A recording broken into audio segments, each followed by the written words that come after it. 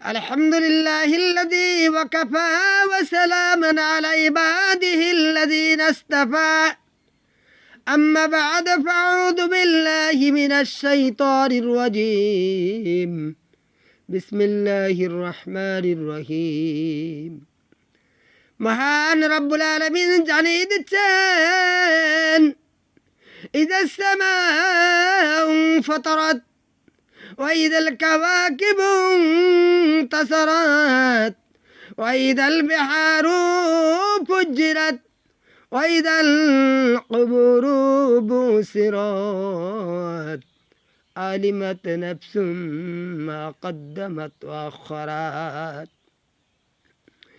যখন আকাশ বিদীর্ণ হয়ে যাবে, খণ্ড খণ্ড হয়ে যাবে, চৌচির হয়ে যাবে, ওয়াখরাজাতিল আরদু আসকালাহা, একদিকে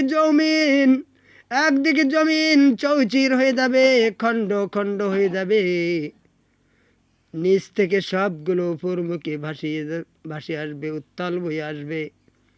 নিচ থেকে সবগুলো জমি ফেটে উত্তাল দিকে উপর দিকে উঠতে থাকবে, আর অমনি করে আকাশ চৌচির হয়ে যাবে, বিদীর্ণ হয়ে যাবে, খণ্ড খণ্ড হয়ে যাবে। আর যখন নক্ষত্র সমূহ ঝরে ঝরে পড়বে, ধসে ধসে পড়বে, আর মেঘমালাগুলি সব কুয়াশার মতো সব ধসে পড়ে যাবে।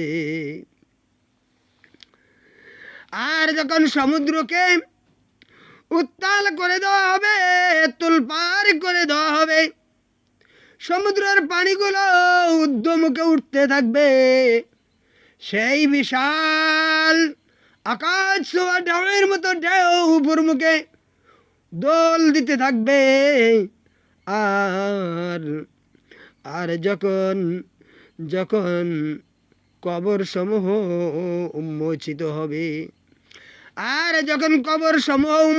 হবে, কবর আর কবর থাকবে না।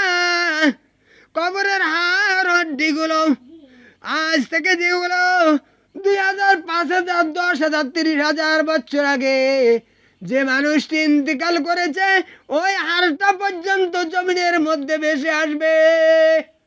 সব হাড় হাড্ডিগুলো সব ভেসে আসবে। যেমন নাকি আমরা শিনটা ভেঙে পানের মধ্যে ফেলাই দেই, অনুরূপ শিনটা ভাঙ্গার মতো সব হাড়গুলো এরকম ভাসমান অবস্থা হয়ে যাবে পানের উপরে। আল্লাহ রাব্বুল আলামিন বলবেন, আরে পানি থাম থাম। যখন পানি থামিয়ে যাবে, সবগুলো হাড় এই অবস্থায় থাকবে। আল্লাহ বলবেন কোন, সঙ্গে সঙ্গে আবার ওই হাড়গুলো দিয়ে কঙ্কাল তৈরি হয়ে যাবে। যখন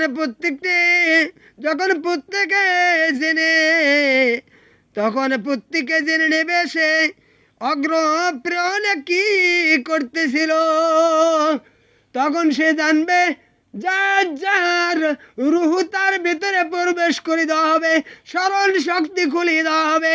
তখন সে নিজে অনুধাবন করবে, আমি জমিনের মধ্যে কি করতেছিলাম।